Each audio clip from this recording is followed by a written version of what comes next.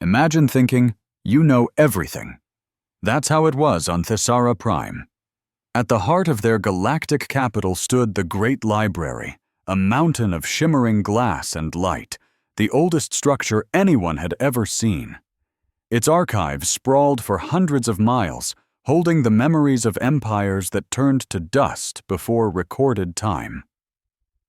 12 different species lived here, calling themselves the Conquered of 12, and they shared a dangerous belief that the galaxy held no more secrets from them. They thought every star was charted, every species documented. They were about to find out just how wrong they were. Of course, Sitha didn't know any of that. She was just a junior archivist, still new and feeling hopelessly small in the library's colossal halls. She was a Valari, a tall, slender being with skin like polished silver and eyes that swirled with color depending on her mood. Her people were the galaxy's librarians and historians. They cherished knowledge the way a warrior race cherished battle. Sitha had only been working here for 6 months, banished to the deep archives, the library's dusty, forgotten basement. No one important ever bothered to come down this far. Her job was to sift through data crystals so ancient, most were either hopelessly corrupted or written in languages dead for 10,000 years. It was soul-crushingly boring work, cataloging old shipping manifests and star charts for systems that had been rediscovered a dozen times over. But on this particular day, deep in the blue glow of Archive Level 97, something changed. She found a container, small enough to fit in her palm, tucked away inside a secret compartment. A loose wall panel, probably weakened by centuries of neglect, had given way when she accidentally bumped it with her elbow. The small heavy box fell to the floor with a solid thud, a sound completely out of place in the silent archives. She picked it up, turning the strange metal over in her hands. It was completely blank. No seals, no date stamps, no clue as to who made it or why. None of her standard tools could even scratch its surface. Puzzled, she took it to a nearby analysis station and ran a full diagnostic. The results made her gim, the air catching in her throat. The container was over 40,000 years old. That was impossible. It was older than the Conquered, older than the library itself, older than the most ancient empires that bragged about their long histories. Whatever was inside was a relic from a time before their entire civilization even existed. It took Sitha another 3 hours to carefully pry the data cache from its prison. When she finally plugged it into the system, the information that streamed out was like a shattered mirror, mostly broken and impossible to piece together. But the fragments she could read were enough to make her world stop turning. They told the story of a species she'd never heard of, the Terrans. A frantic search through the library's massive databases came up with nothing. She checked the Conquered's official species registry, all 12 members, all 416 minor species, even the 9,000 catalogued extinct races. Nothing. The word Terran was nowhere to be found in any official record. Yet here they were, described in this ancient file with a chilling mix of fascination and fear. The Terrans came from a planet called Earth, orbiting a forgettable yellow star in a remote spiral arm of the galaxy, a sector most modern maps just labeled as Unexplored Void. The file classified Earth as a Category 12 death world. Sitha had to read that part 3 times. The official Conquered scale only went from 1 to 10. A Category 1 was a paradise. Most of the Conquered's homeworlds were rated between a 2 and a 5. Anything above a 6 was considered hazardous, and an 8 was flat-out uninhabitable. No one had ever even conceived of a 10. This file called Earth a 12. The planet was a nightmare. It had a severe axial tilt causing violent seasonal swings. Its crust was constantly shifting, triggering massive earthquakes and volcanoes. Its weather was a chaotic storm of hurricanes, tornadoes, and blizzards. 70% of its surface was ocean, teeming with monsters. The land was no better. Even the air was filled with microscopic predators that would devour you from the inside out. And somehow, Against all logic, a thinking species had clawed its way to dominance there.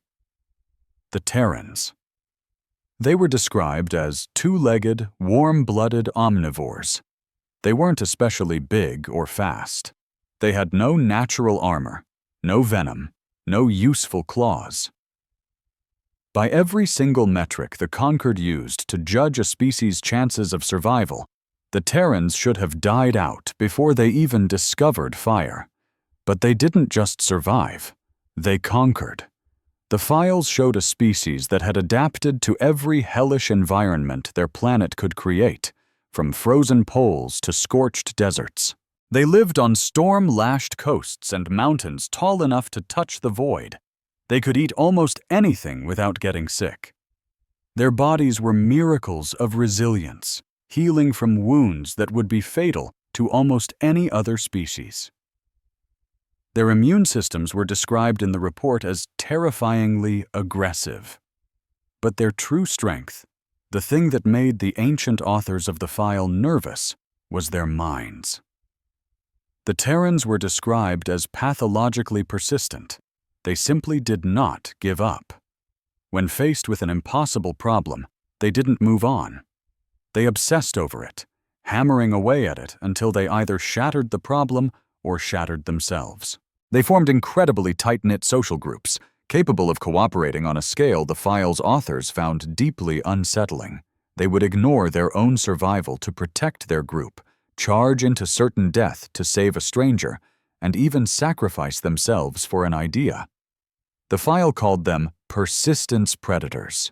They had hunted the giant beasts of their world to extinction not with strength, but with sheer, mind-boggling endurance.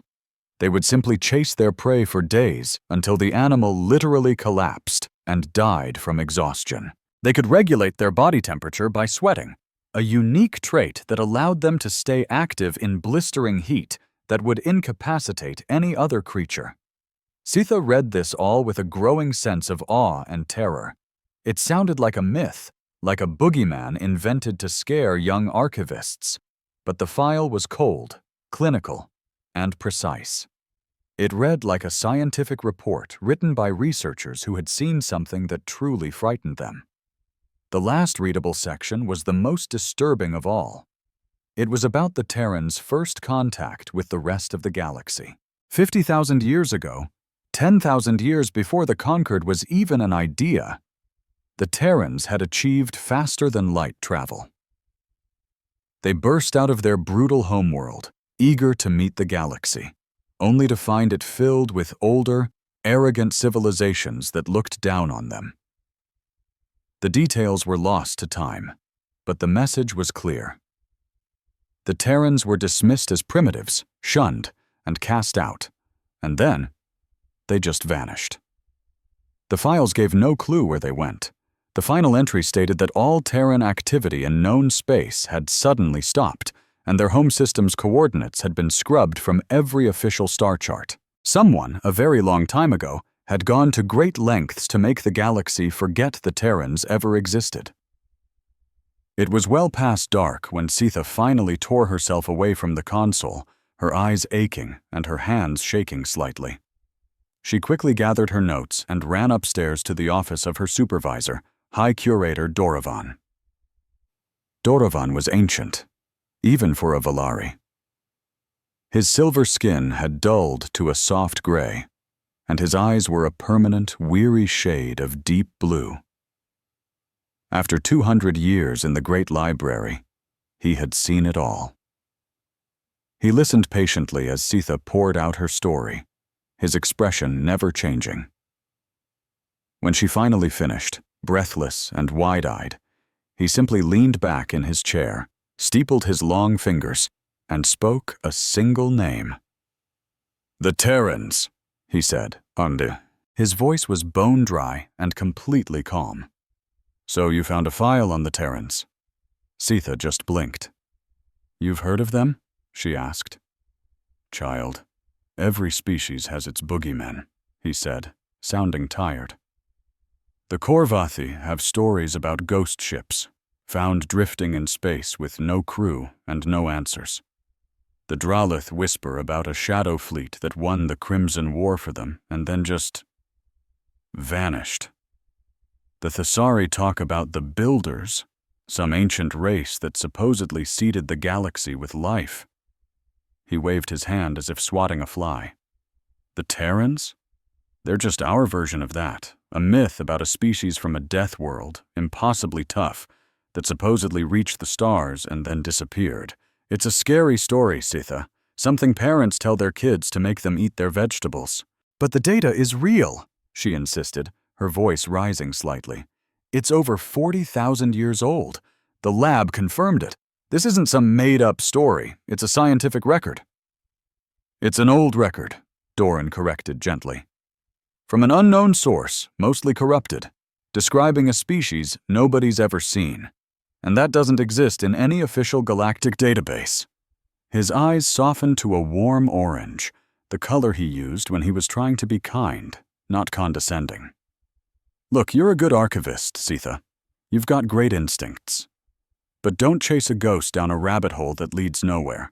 Just catalog the data, file it away, and get started on your next project. Sitha wanted to scream. She wanted to tell him the details in those files were too specific, too technical to be fake. She wanted to explain that you could almost feel the fear between the lines of the reports. But she saw the look in his eyes. His mind was already made up, and she was just a junior archivist. Challenging a high curator was out of the question. So she just nodded, grabbed her datapad, and walked out. But she didn't move on. For the next few weeks, every spare moment was spent in the deep archives. She dug through sections around where she found the first file, pulling caches from the same time period, cross-referencing everything.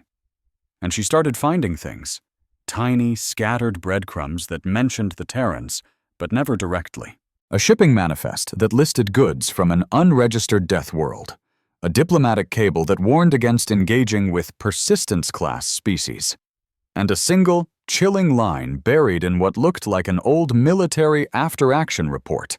Terran adaptability exceeds all current models. Recommend avoidance. Each clue on its own was nothing. A typo, a mystery, a weird footnote. But when she put them all together, they painted a disturbing picture. The Terrans weren't a myth. They were a secret. Someone, a very long time ago, had spent a lot of time and energy trying to scrub them from galactic history. The only question was, why? And while Sitha was digging up the past, something was starting to happen in the present that absolutely no one was ready for. Way out on the edge of known space, in the massive empty region called the Outer Veil, a network of deep space sensors was quietly doing its job. These sensors had been there for thousands of years, watching the void for, well, nobody was sure what. The Veil was considered dead space. No stars, no planets, nothing valuable. It was just a big gray blob on the star charts. But for the past few months, the sensors had been picking up weird stuff. The readings were faint, just tiny gravitational blips, barely distinguishable from background noise. A junior tech at Concord Monitoring Station 12 noticed them and flagged the readings for his supervisor to review. His boss took a quick look, shrugged, and labeled it stellar migration drift. Basically, the gravitational echoes from faraway stars. The technician wasn't buying it. The blips were too regular, too perfectly spaced. It didn't look like a natural phenomenon. It looked like something was moving out there, in formation. He typed up a detailed report and sent it up the official channels. The report slowly climbed the ladder until it landed on a desk in the Shield Wardens, the military branch of the Concord. Some mid-level officer skimmed it, saw that the anomalies were in the Outer Veil, the big patch of nothing, and tossed it in the low priority folder. It would get looked at, eventually, maybe in a few months, maybe next year. They had bigger fish to fry. Border squabbles, pirates in the trade lanes, the usual chaos of keeping 12 different species from tearing each other apart. So the report just sat there, unread. And the anomalies kept coming. and they were getting stronger. Back in the library, Sitha made her breakthrough. It was late, and she was the only one left in the archives. She was working on the last piece of the original file. A chunk of data so damaged the translation program gave it only a 12% chance of making any sense. She ran the program anyway. Again and again she ran it, tweaking the settings, trying different language models, feeding it every bit of context she'd found. On the 43rd try, the screen flickered, and a single coherent passage appeared. It was just 2 sentences, but when Sitha read them, she felt the blood drain from her face. The text read, "Do not mistake their silence for absence. They are not lost. They are waiting." She just sat there in the pale blue light of the archives, staring at those words. Far, far away, beyond the outer veil, something enormous was moving through the dark. It was moving with a quiet purpose.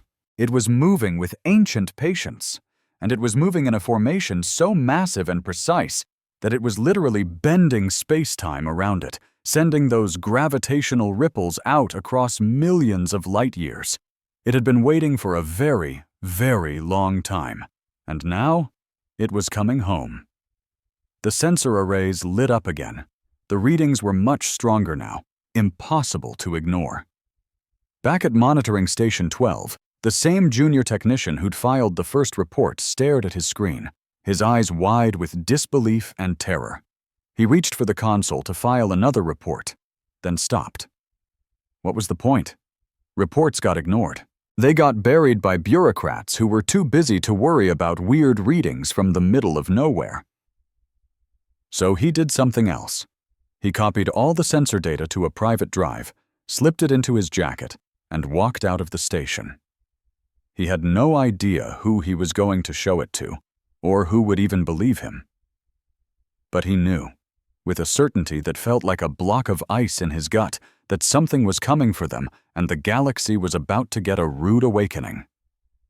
On the capital world, Sitha locked the translated file in her personal safe and tried to get some sleep. She couldn't. She just lay there, staring at the ceiling, thinking about a species that had been deliberately erased. A species that was born on a planet that should have been a tomb. A species that had been exiled from the galaxy and had simply gone quiet. A silence that had lasted 50,000 years. Dorban's words echoed in her head.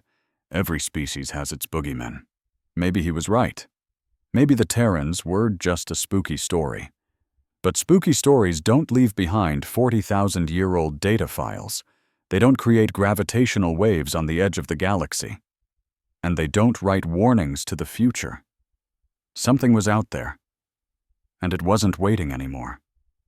3 months went by, and life in the galaxy went on as usual. The Concord of 12 held its meetings. The Draleth threatened their neighbors. The Korvathi counted their money, and the Valari kept their libraries tidy. Everything was perfectly normal, except it wasn't. The first strange reports started trickling in from the frontier worlds. These were tough colonies on the ragged edge of space, filled with miners and pioneers who weren't easily rattled. They were used to things going wrong. Equipment breaking, pirates, solar flares. It was all just part of life out there. They didn't scare easily. But this was different. It started with the navigation systems. A cargo ship flying a routine route between 2 mining outposts suddenly found its computer changing course all by itself. The shift was tiny, just a 2-degree correction that barely added an hour to the trip. The captain, a woman named Vin, was annoyed, but figured it was just a glitch. 2 days later, she learned that the glitch had guided her ship perfectly around a massive, invisible radiation pocket that would have fried her entire crew. If she'd stuck to her original flight path, the radiation would have fried her entire crew in less than a minute. So she filed a report, and it turned out to be one of many. All across the outer reach, captains were reporting the same bizarre phenomenon. Their navigation systems were making tiny, unexplainable course corrections.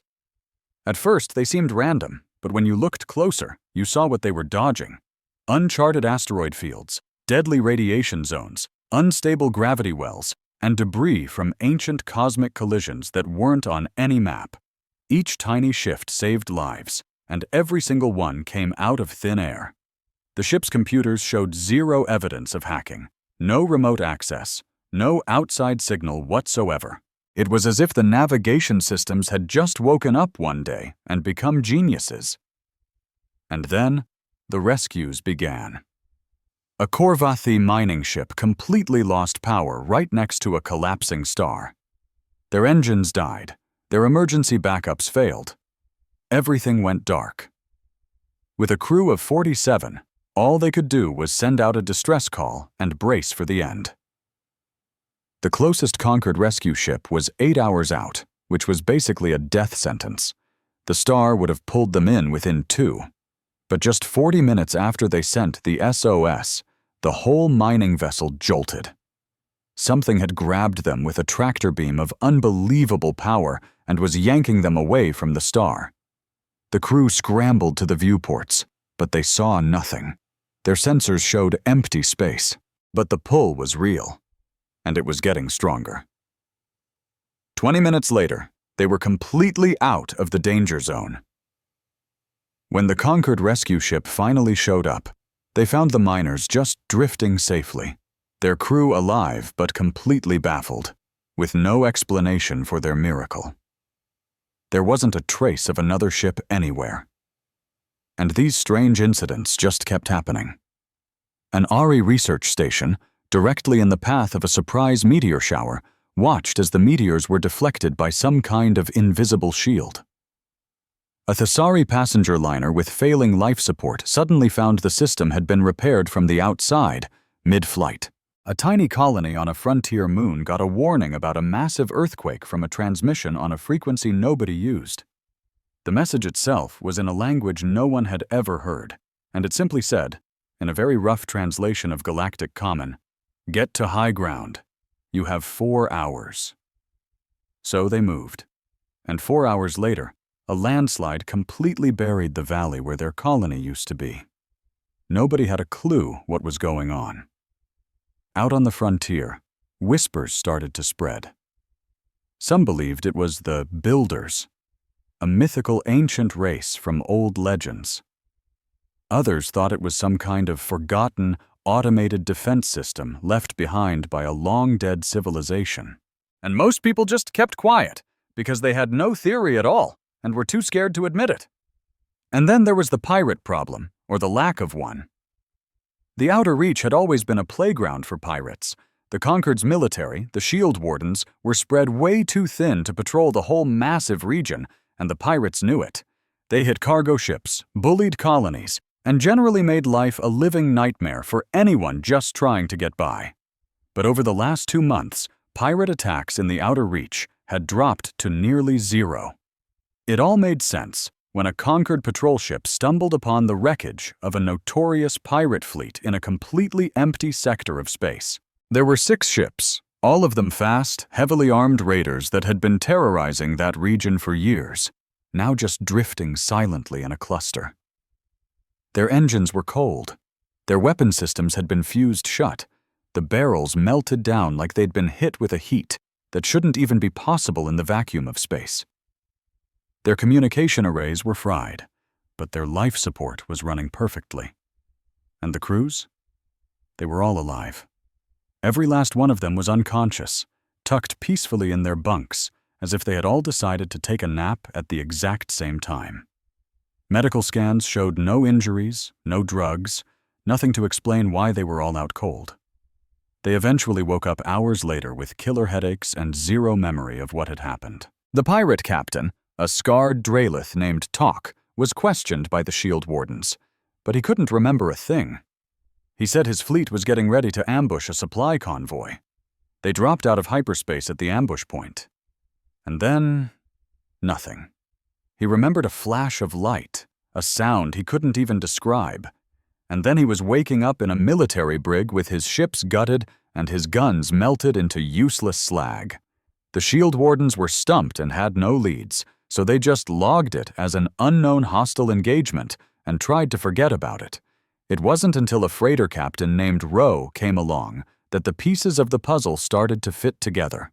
Roe was old, tough as nails, and had been hauling cargo across the outer reach for more than 30 years. He'd survived everything from pirate attacks and engine blowouts to cargo disputes and a nasty bar fight that left him with a metal plate in his skull and a deep-seated distrust of anyone with too much of a smile. He was not the kind of guy who believed in ghosts or ancient myths.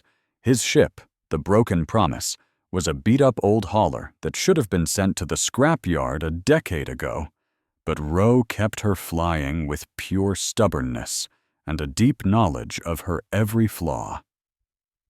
He knew every rattle and every groan of that ship. He could tell you what was wrong with an engine just by the sound it made 3 decks away. So when the main engine of the Broken Promise completely blew out while passing way too close to a red dwarf star, Ro knew instantly that this was it. The engine hadn't just failed. It had torn itself apart. The containment field collapsed, fuel lines burst, and the resulting surge fried all the backup systems. There was no fixing this. Not out here. Not with the little time they had left. The red dwarf's gravity was already reeling them in. Ro's navigator, a young Thessari named Pell, ran the numbers and told him they had about 90 minutes before the ship's hull buckled and they were all cooked by heat and radiation. Ro sent out a distress beacon. He knew it was useless. The nearest help was hours away, but you always send the beacon. That's just what you do. You try everything you can, even when you know it's not enough. Then he called his crew of 12 into the common room and laid it out for them straight. This was the end, and he was sorry. He wished he'd gotten that engine looked at 6 months ago like he'd planned. He wished for a lot of things. His crew took the news with the grim quiet of people who always knew that space was trying to kill them. Pell cried softly in the corner. The cargo handlers started a game of cards. And Ro? He just went back to the bridge, sat in his captain's chair, and watched the red dwarf get bigger and bigger in the viewport. 40 minutes went by. And then, the Broken Promise just stopped falling. Ro felt it before he saw it on the sensors. It was a deep vibration that ran through the bones of the ship, a low hum that buzzed against the metal plate in his head and made his teeth ache. The ship was being held in place. Something had grabbed them with a force so immense it was fighting against the gravity of a star and winning. He glanced at his sensor screen. It was blank. Just empty space all around them. But that was impossible. Something was holding them.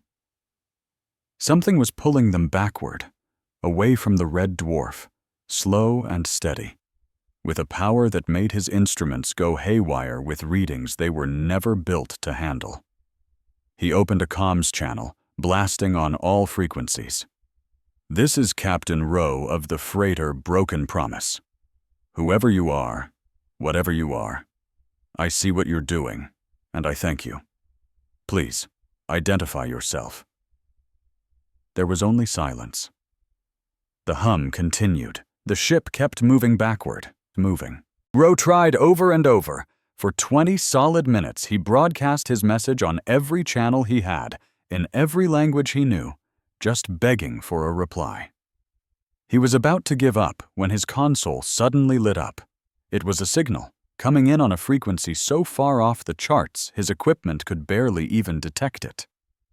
The signal was faint, but not weak. It felt like it was being carefully controlled, dialed in with just enough power for him to receive it. And it wasn't a voice. It was an image. Ro stared at his screen as the picture slowly came into focus.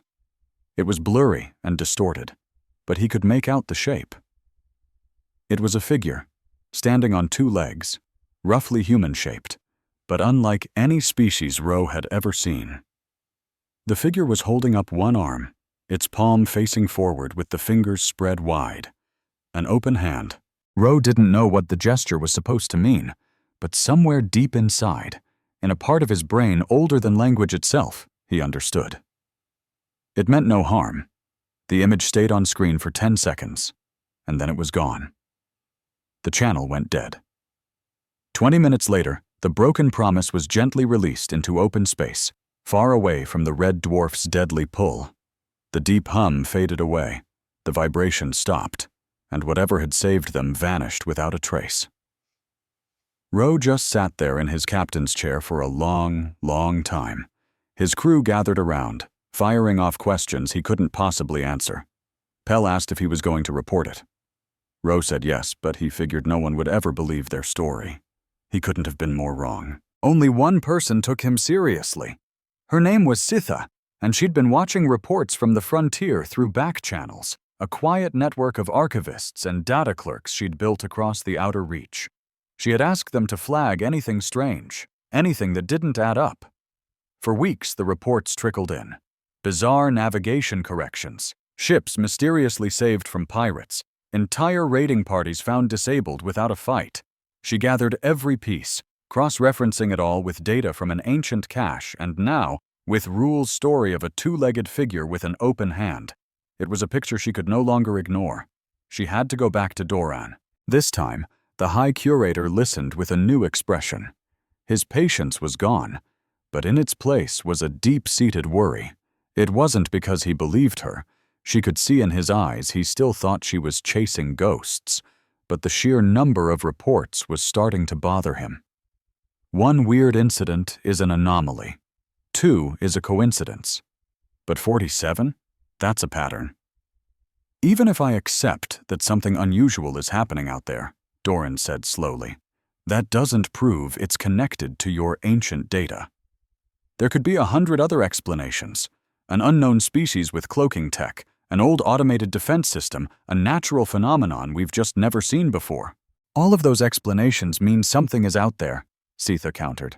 Something real. Something with technology that dwarfs anything the Conquered has. That's the whole point. Doran fell silent for a moment. Then he said something that caught her completely off guard. You want to take this to the Assembly? It wasn't a question. He saw the look in her eyes, the way their color had shifted to a brilliant gold. The Valari shade of pure, unbreakable determination. Yes, she said. They won't listen, he warned. The Dralith will call you a warmonger. The Korvathi will cry about disrupting their trade routes. The Thessari will form a committee to study it, and that will be the end of it. Maybe, Sitha said, but I have to try.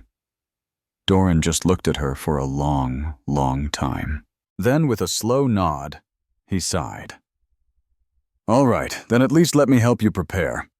If you're going to get laughed out of the entire Conquered Assembly, you might as well do it with properly organized documentation. Sitha realized it was his own strange way of saying he cared. She spent the next 2 weeks in a whirlwind of preparation.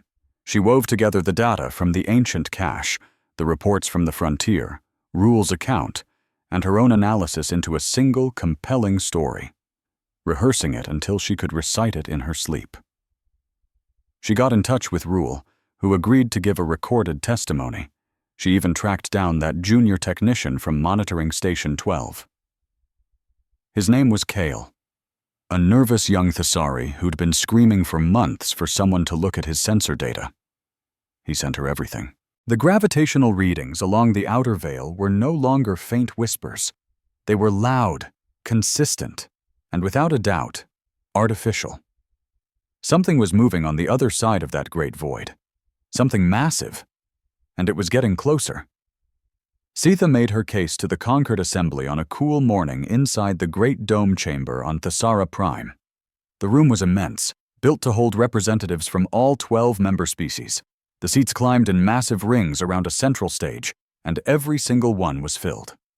Word had gotten out that a young Valari archivist was about to make a wild claim, and if nothing else, it was good entertainment.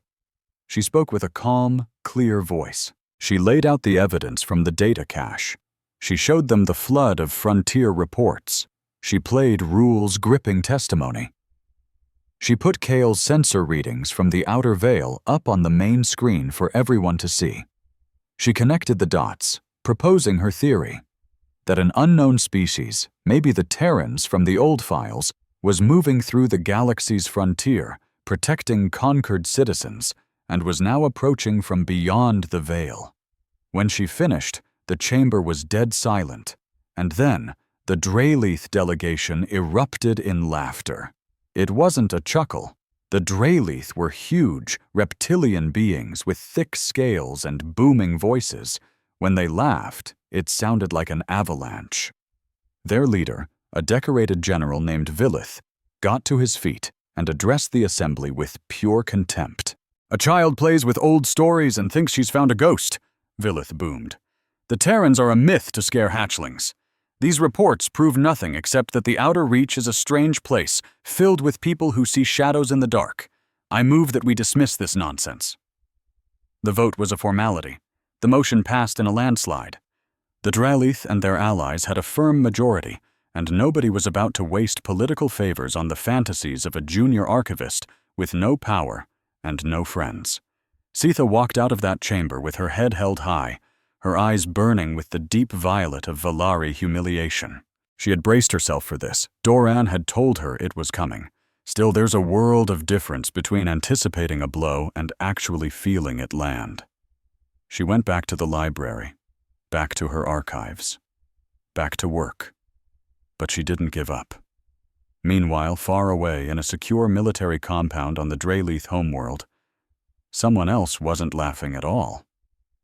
Warlord Chaos was the highest-ranking military officer in the Drayleith hegemony and one of the most powerful beings in the Conquered. He was ancient for a Drayleith, nearly 200 years old, and he'd survived that long by being the most careful, not the most aggressive. He trusted hard data over gut feelings and his own analysis over anyone else's opinion. He had watched Sitha's presentation on a secure feed, and while the rest of the assembly jeered, Chaos had listened intently. The ancient data was interesting, but not definitive. The frontier reports were concerning, but could be explained away. Rule's testimony was emotional, but it was just one man's story. None of it alone was enough to warrant action. But those sensor readings from the outer veil, that was something else entirely. Chaos had spent his entire life studying military threats. He'd commanded fleets, planned invasions, and analyzed more tactical data than any Drayleith alive. And when he looked at those gravitational readings, the perfect spacing, the coordinated movement, the ever-increasing strength, he didn't see a natural event. He saw a fleet. A fleet so impossibly massive that it was literally bending the fabric of space-time around it. A fleet moving with a discipline that suggested a civilization light years beyond anything the Conquered had ever dreamed of, and it was coming right for them. Chaos didn't bring this to the assembly. He didn't file a report or consult his superiors. He did what he always did when faced with a true unknown. He sent someone to see for himself. He put together a covert strike force. 12 of the Drayleith hegemony's most advanced warships, crewed by his absolute best, loaded with the most sophisticated sensors and weapons the Conquered could muster. Their mission was brutally simple. Get to the outer veil, find the source of those readings, figure out what it is, and report back.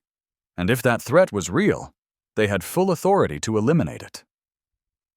The fleet left in total secrecy, slipping out of Drayleith space under fake transponder codes for the long trip to the edge of the galaxy. It took them 3 weeks. 3 weeks of streaking through space as it grew emptier and emptier, watching the stars fade away into a profound and endless black. They arrived at the border of the outer veil on a day that the fleet's commander, Admiral Sarath, would never forget. The veil hung in front of them like a curtain of absolute nothing. A gigantic patch of empty space, hundreds of light years across, with no stars, no planets, no dust, nothing. It was the biggest void in the known galaxy, and everyone had always just assumed it was empty. Sarath ordered her fleet to a dead stop and powered up every sensor they had. For a heartbeat, there was only silence and darkness. Then, the sensors began to scream. The readings came in pulses, each one more powerful than the last. Gravitational signatures, energy signatures, mass readings, all of them off the charts, and all of them originating from the other side of the veil. And then, The veil itself seemed to ripple. Not in any way you could see. It was still just empty space. But the sensors showed something passing through it, heading straight for them. It wasn't one object, or 10, or even 100. It was thousands. Thousands of individual objects. And each one registered as heavier than any ship in the Concord's entire navy. They moved in flawless formation, a battlefront wider than most star systems, and they moved with a speed and precision that the Drowleath's most advanced combat computers couldn't even process. Standing on her bridge, Admiral Sarath stared at her tactical display and felt an emotion she had never once experienced in her long military career. It was fear, pure, ice-cold fear that went straight to the bone. She opened a secure channel to Warlord Chaos. Her voice, when she finally spoke, was perfectly steady, but just barely. "Warlord," she said, "there are thousands of them." The channel was silent for a terrifyingly long moment. Then Chaos replied, and for the first time in anyone's memory, his voice wasn't calm. "Do not engage," he ordered. "I repeat, observe only. And Admiral, do not let them see you." But it was already far too late for that, because the fleet on the other side of the veil had known the Drowleath were coming long before they ever arrived. It knew because it had been watching the galaxy for a very, very long time. And now, finally, it was time to stop just watching.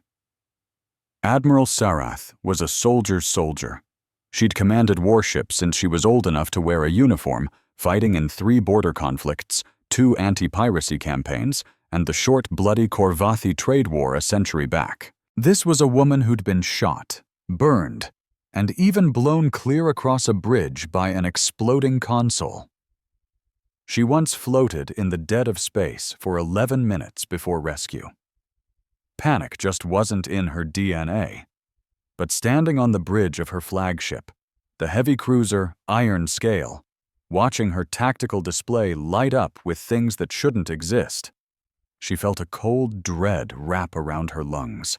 The signals on the other side of the veil weren't just moving toward it, they were coming through it, and they were crossing that empty void with a casual speed her navigation officers couldn't even clock.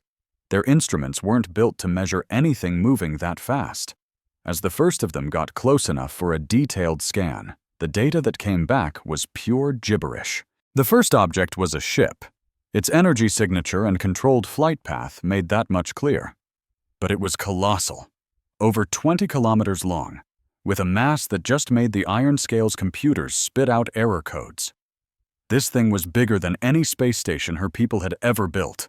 It was bigger than some moons, and it was just one of thousands. "Admiral," her sensor officer said, his voice barely a whisper, "I'm reading weapon systems on that lead vessel. The energy output is—" "Admiral, I can't give you a number that means anything. My instruments just aren't calibrated for something this high." Sarah just stared at the screen. Her 12 ships, the absolute best the Drowleath hegemony had, suddenly seemed very, very small. "Hold your position," she ordered, her voice firm. "Do not power up weapons. Don't even activate targeting systems. Do nothing that could possibly be seen as a threat." She had her orders, observe only, and she planned to follow them. But a gut feeling told her it wouldn't matter what she did. Whatever was in those ships already knew she was here. She could feel it, the way a mouse feels the shadow of a hawk circle overhead, not with any normal sense, but with something deeper, more primal. For 2 agonizing hours, the fleet sat perfectly still. The unknown ships just kept pouring out of the veil, spreading into a formation so precise it was both beautiful and terrifying. Sarah tried to count them until the numbers lost all meaning. 500, 1,000, 2,000. And they just kept coming. Then one of the ships broke formation. It wasn't the biggest one, maybe medium-sized for this fleet, but at 5 kilometers long, it still dwarfed the Iron Scale. It peeled away from the main group and headed straight for her fleet with a relaxed grace that, absurdly, reminded Sarah of someone walking across a room to say hello to a guest. Her weapons officer shot her a wide-eyed, frantic look. "Admiral!" "Hold!" Sarath said again, her voice like steel. You hold. The mystery ship stopped about 1,000 kilometers away, close enough to see clearly on their scopes, but far enough that it wasn't an immediate threat. It just hung there in space, motionless, putting out a calm energy signature that was a bizarre contrast to the barely contained panic on her own bridge. For several long minutes, nothing happened. Then her communications console lit up, an incoming signal broadcasting on standard frequencies. In flawless galactic common.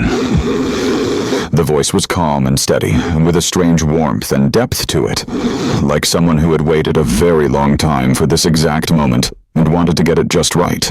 Draleith Fleet, this is the Terran stewardship vessel, Quiet Hand. We've been aware of your presence since you arrived. We mean you no harm. We ask that you hold your position and maintain a peaceful stance. We are not your enemy. Sarah's blood ran cold. It wasn't the words themselves.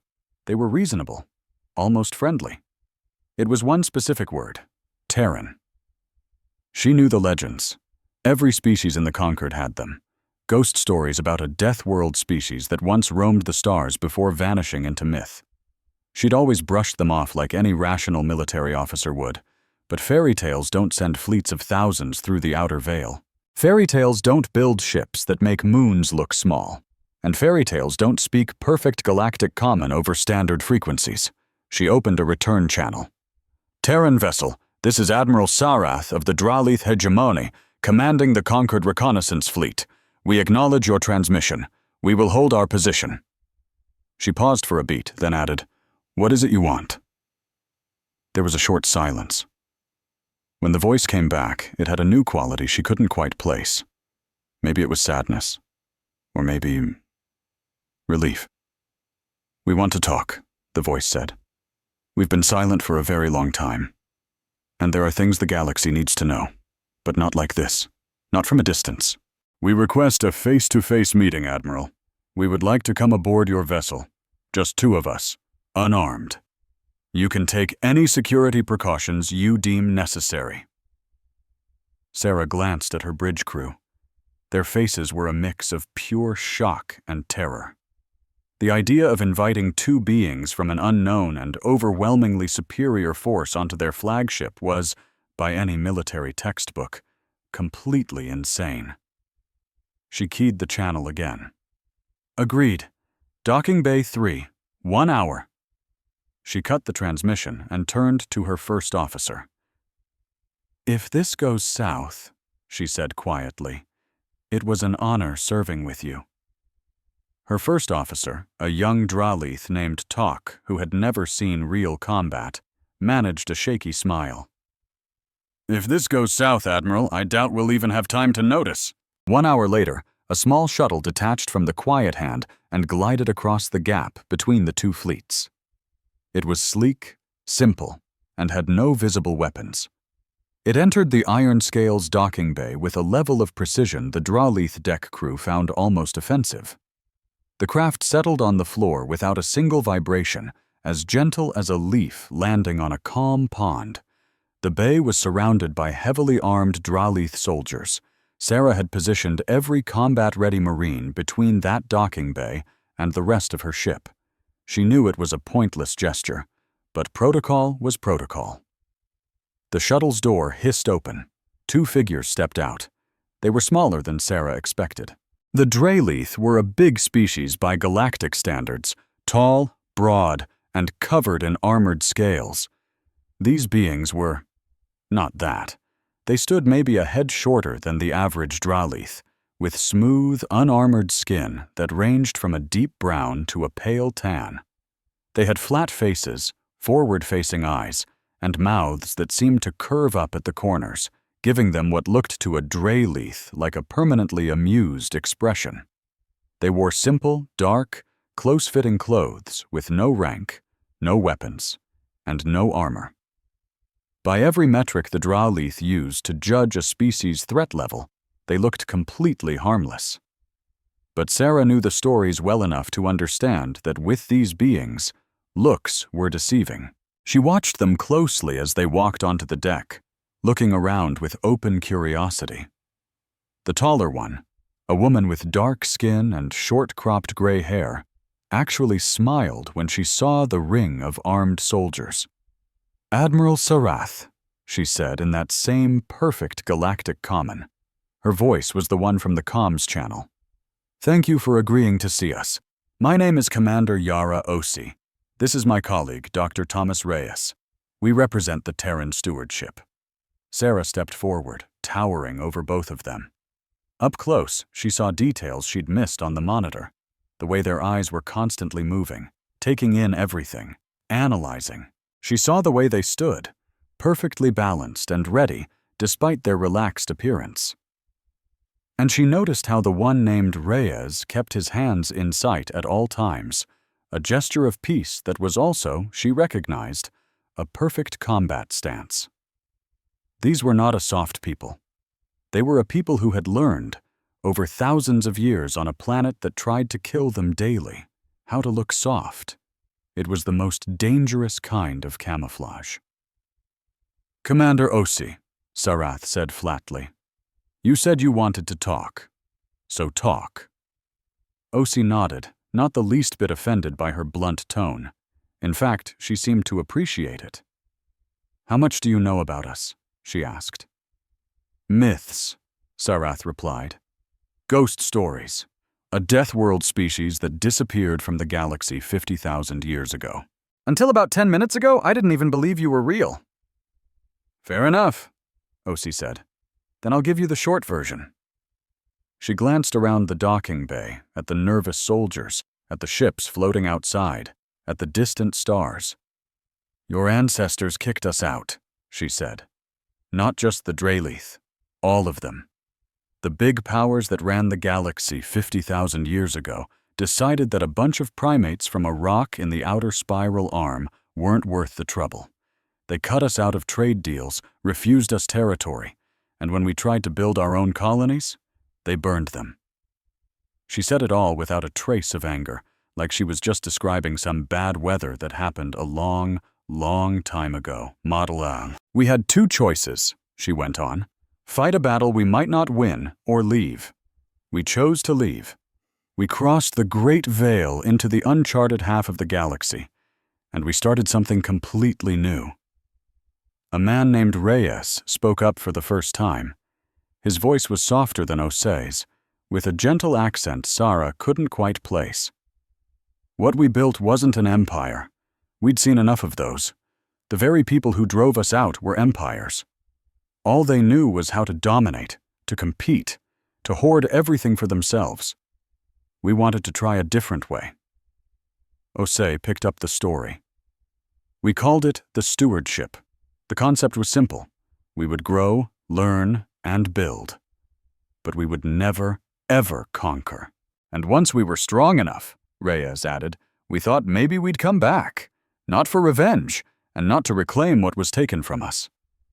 We came back to watch over the very galaxy that had turned its back on us, to protect it from the shadows, without ever being seen." A cold shiver traced a path down Sarath's scales. The course corrections for lost ships, the timely rescue missions, the sudden disappearance of pirate fleets. Osei smiled faintly. "So you did notice?" "For thousands of years," Sarath breathed. "You've been doing this for thousands of years." "Longer than your Concord has even been around," Osei confirmed. "We've nudged asteroids off collision courses with inhabited planets. We've stabilized stars about to go supernova. We've stepped in during plagues, famines, and countless natural disasters. Always from the shadows, always anonymous. We've watched civilizations be born, crumble to dust, and rise again. We protected all of you, not because you asked us to, or because you deserved it, but because we chose to be your guardians." The docking bay fell silent. Even the heavily armed soldiers had lowered their rifles a little, stunned by the sheer gravity of what they were hearing. Sarah's military mind was racing, processing everything in terms of threats, resources, and strategic advantages. And what Osei was describing was the greatest strategic advantage in galactic history: a civilization with the power to move stars and the self-control to stay hidden for 50,000 years. "Why show yourselves now?" she demanded. Osei and Reyes shared a look. It was just a flicker, but in that instant, Sarah saw something that made her blood run cold. Fear. Not the kind of fear you feel when facing a tough enemy. This was the terror of knowing exactly what's coming, and knowing just how monstrous it is. "Because something is on its way," Osei said, her voice low. "Something we can't stop by ourselves. And if we fail, there won't be a galaxy left for anyone to protect." She pulled a small device from her jacket, a data projector. When she turned it on, a hologram of the entire galaxy bloomed in the air between them, showing both halves in a level of detail no Concord chart had ever come close to. On the far side, deep in the territory humanity had settled, a vast region was glowing an ominous red, and it was growing. "We call it the Swarm," Osei explained. "It's not from our galaxy. It drifted here from the endless void between galaxies, from that black emptiness where nothing is supposed to exist. It's a hive mind, billions of organisms all linked into one consciousness. And it only does one thing: it consumes. It enters a star system, strips it bare of every last bit of matter and energy, and then it moves on, bigger and stronger than before." She zoomed in on the hologram. The red area wasn't just a blob, it was actively spreading, with terrifying tendrils reaching out like the roots of some cosmic horror. "We first ran into it 400 years ago," Reyes said. "It had just breached the edge of our space. We fought it. We lost entire worlds before we even figured out how to slow it down. And we've been fighting a desperate, holding action ever since, just trying to buy time. But the problem is, it learns. It adapts. Every weapon we throw at it, it develops a counter. Every strategy we come up with, it finds a way around. And it's heading this way," Osei finished. "Straight for the galactic core. Straight for you. We've slowed it down, but we can't stop it. Not on our own." She shut off the projector and met Sarah's gaze with those uniquely human, forward-facing eyes. "That's why we're here, Admiral. Not for politics, and not to show off. We're here because this entire galaxy is about to be extinguished, and we need help. We need every single one of you. Every species, every ship, every resource the Concord has. And we need it now." Sarah stood perfectly still, the silence stretching on. Finally, she spoke. "I have to call my warlord." "Of course," Osei said. "Take all the time you need. But Admiral, don't take too long."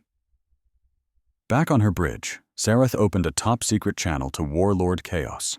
She laid it all out. The unbelievable size of the Terran fleet, the meeting, the terrifying warning. She sent all the sensor data, the holographic recording, everything. Chaos listened without a single interruption. When she was done, the line was quiet for so long she thought they'd been disconnected. Then, Chaos's voice came through. "Bring them to Thesera Prime. Warlord, the Assembly will—" "I know what the Assembly will do," he cut in. "Bring them anyway. It's about time the galaxy stopped telling ghost stories and started dealing with reality." He paused, and when he spoke again, his voice was heavier than Sarah had ever heard it. "And Admiral, what is your personal assessment of these Terrans?" Sarah looked out her main viewport at the human fleet, a sea of thousands of ships stretching so far that her sensors couldn't even find the edge. A fleet built by a people who had been cast out, and who had responded by secretly protecting their former home for 50,000 years. "My assessment, Warlord," she said slowly, "is that they are everything the legends claimed, and I am very, very glad they're on our side. But on the far side of the veil, in the space humanity had called home for millennia, the stars were winking out. Not dying of old age, they were being eaten. System by system, the swarm pushed forward, and in its wake, it left nothing. No light, no planets, no energy, no life. just an expanding, hungry, and patient emptiness. Humanity had held that line for 4 centuries. They'd forged weapons that could crack planets, designed shields that could absorb the blast of a sun, and built ships that could cross the galaxy in a matter of days. And still, the swarm kept coming. Still, it adapted. Still, it grew. Commander Osei stood in the docking bay of the Iron Scale, looking at the armored Drylith soldiers and the star-dusted void beyond the viewport. And she thought about Earth. She'd never seen it. No human alive had. Earth was a memory, a story told to children. A tiny blue marble orbiting a yellow sun, where a species of clever apes had looked up at the stars and decided they just had to go see what was out there. They had found a galaxy that slammed the door in their face, and they had answered not with hate, not with a thirst for revenge, but with the most human response imaginable. They decided to help anyway, because that's what humans do. They get knocked down, and they get back up. They get beaten, and they refuse to stay down. They get rejected, and they refuse to let it make them cruel. They were born on a planet that seemed to try to kill them every single day, and they responded by becoming the most stubborn, irrational, and magnificently resilient species the galaxy had ever known. And now, that galaxy needed them. Not as myths or ghost stories whispered in the dark. It needed them as allies.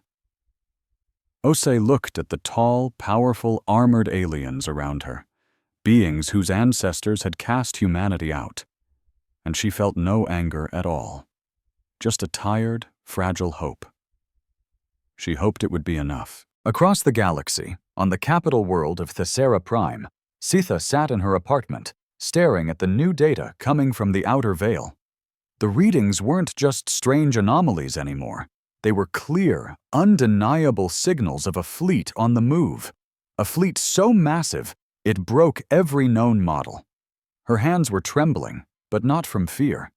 It was something else, something she couldn't put a name to. The Terrans were real.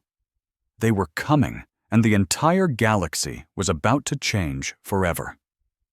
She opened her private journal and typed one single sentence: "The myths are coming home."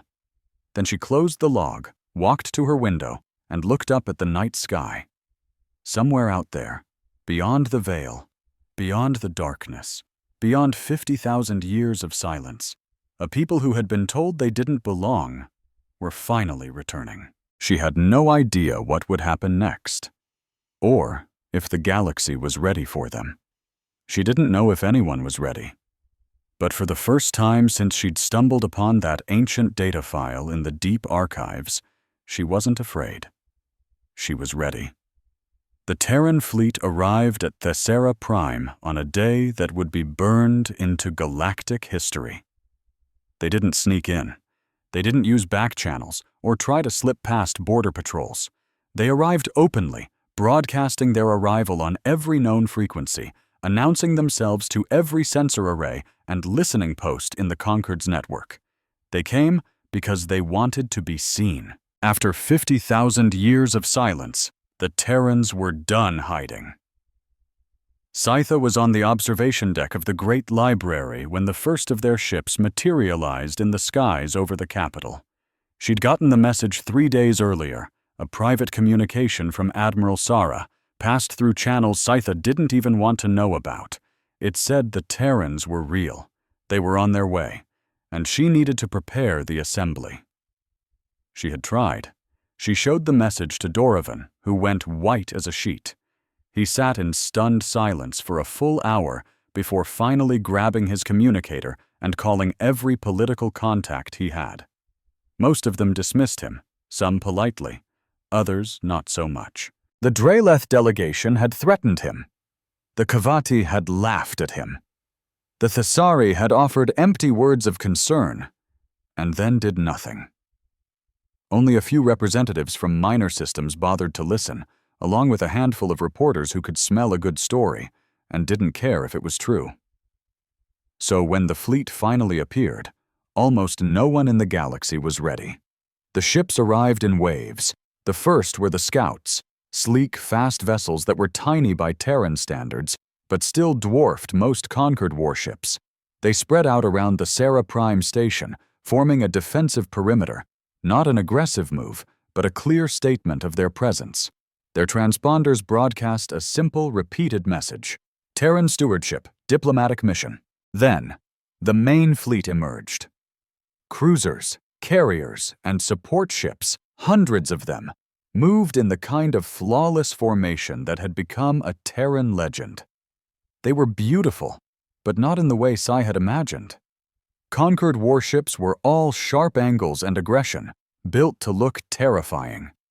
These Terran ships were all smooth curves and flowing lines, their hulls looking more organic, as if they'd been grown instead of built. They radiated a quiet, confident power that was somehow more frightening than any weapon sticking out of a Draelith battleship. And trailing behind them all came the Everest. The HSS Everest was the flagship of the Terran stewardship, and it was unlike anything the galaxy had ever witnessed. It wasn't just a ship, it was a world unto itself. It measured 60 kilometers from bow to stern, with a width of nearly 15 kilometers. It just hung there in space above Sarah Prime, looking like a second moon. Its hull was covered in what looked like living vegetation, actual green plants clinging to the metal as if the ship were a garden floating in the endless dark. Through massive transparent sections, Sitha could see forests, lakes, and what looked like an open sky. The Everest had its own biosphere, its own weather, its own ecosystem. It was a statement, not of war, but of purpose. It said, "We are life, we grow things, and we bring life with us." Down on Thesara Prime, people flooded the streets and rooftops, staring up at the sky with faces that showed everything from pure awe to absolute terror. Communication network is buckled under the strain as billions of messages were sent all at once. News feeds across the Concord cut away from their scheduled broadcasts. Within an hour, every sentient being in the known galaxy knew the legends were real. The Concord Assembly was thrown into an emergency session. When Sitha arrived, the Great Dome Chamber was pure chaos. Representatives from all 12 species were yelling over one another, demanding answers, throwing accusations, and calling for an immediate military strike. The Draelith delegation was, as usual, the loudest. Their leader, Vale, the very same commander who had openly laughed at Sci just months before, was on his feet, his scales flushed dark with fury, demanding that the Shield Wardens engage the Terran fleet and drive it back by force. No one bothered to point out how completely insane that demand was. The entire combined military of the Concord couldn't challenge that fleet any more than a single fish could challenge an ocean. Warlord Chaos wasn't even in the chamber. He was watching the chaos unfold from a secure bunker, speaking only to his most trusted officers. He had been getting ready for this moment ever since Sarah's first report, and he knew exactly how the assembly would panic. He also knew it didn't matter. The Terrans were here. The rest of the galaxy could either accept it or deny it, but they couldn't change it. The shouting match went on for almost an hour before a new signal sliced through the racket. Every screen in the chamber, every holographic display, and every communication device lit up with the same incoming transmission. It was the Terrans broadcasting on every single frequency. The image that appeared was of a woman. She was standing on what looked like the bridge of the Everest, though almost no one in the assembly knew that yet. She was of average height with dark brown skin, short cropped white hair, and eyes that were incredibly sharp and steady. She wore a simple, dark uniform with no medals or ranks, just a small emblem over her heart, a circle with the silhouette of a planet, Earth. She looked right into the camera with the calm confidence of someone who had been preparing for this exact moment her entire life. Which, in a way, she had. "My name is Admiral Lena Okafor," she said. "I am the commanding officer of the Terran Stewardship Combined Fleet. I am speaking to the conquered assembly and to all species of the known galaxy." The chamber went completely silent. Every single eye was glued to the screens. "I know this is a shock," Okafor went on. "I know you have questions. I know many of you are afraid. And I know some of you are angry. You have every right to feel all of those things.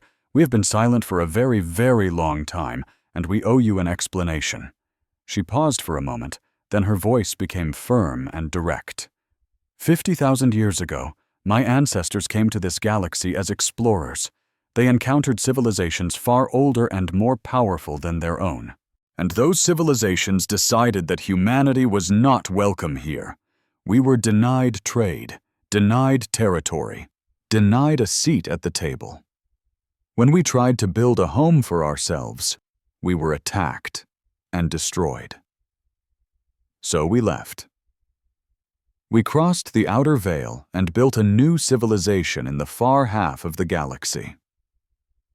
A civilization built on a single core principle, that strength should be used to protect, not to dominate. For 50,000 years, we have lived by that rule. We have watched over this galaxy from the shadows. We've intervened where we could, redirecting asteroids, stabilizing dying stars, helping ships in distress, and neutralizing threats you never even knew were there. We did this not for thanks, not for recognition, and certainly not for power. We did it because it was the right thing to do. She let that statement hang in the air. Around the assembly chamber, the silence was absolute. "But I didn't come here to give you a history lesson," Okafor said, her tone hardening.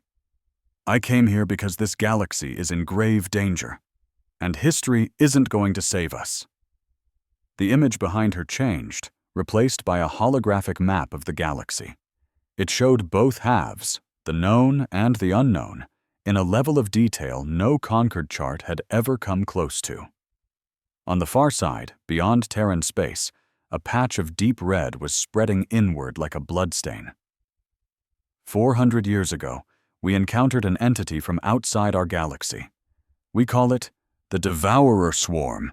It is a collective intelligence. Billions of biomechanical organisms all linked into a single, terrifying mind. It doesn't negotiate. It doesn't communicate. It only consumes. It enters a star system, strips it bare of all matter and all energy, adds what it takes to itself, and moves on. It gets stronger with every world it eats. The map zoomed in, and the red area seemed to pulse. We have been fighting it for 4 centuries. We have thrown everything we have at it. Weapons, technology, and strategies that took us decades to perfect. We've slowed it down, but we haven't stopped it. It learns. It adapts. Every weapon we create, it develops a resistance to. Every tactic we use, it finds a way to counter.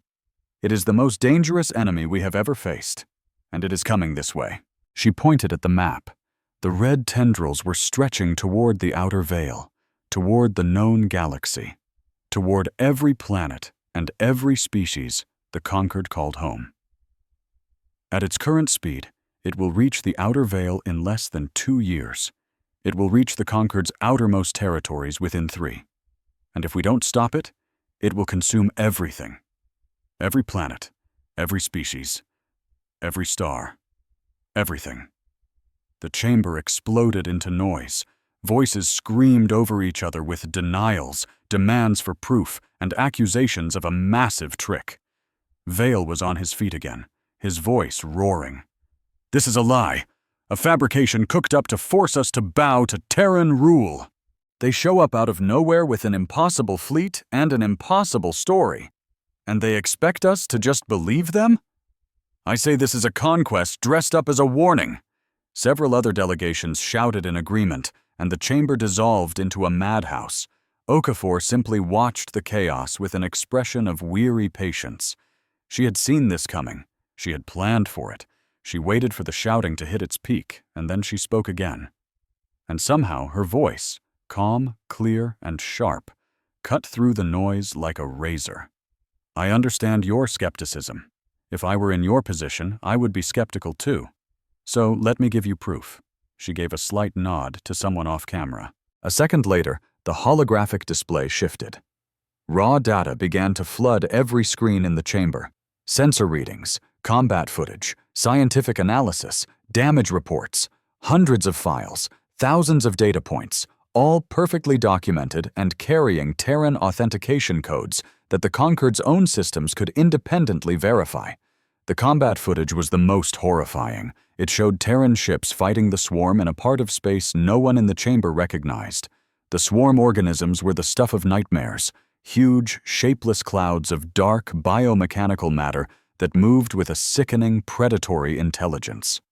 They washed over the Terran ships like living shadows, dissolving their hulls, draining their energy, and growing bigger with every attack. The Terran ships fought back with weapons that made the Concord's best technology look like children's toys. They fired beams of energy that could crack a planet in half, launched projectiles that moved at near light speed, and raised shields that burned with the fury of a captured star. And still, the swarm kept coming. Still, it adapted. Still, it grew.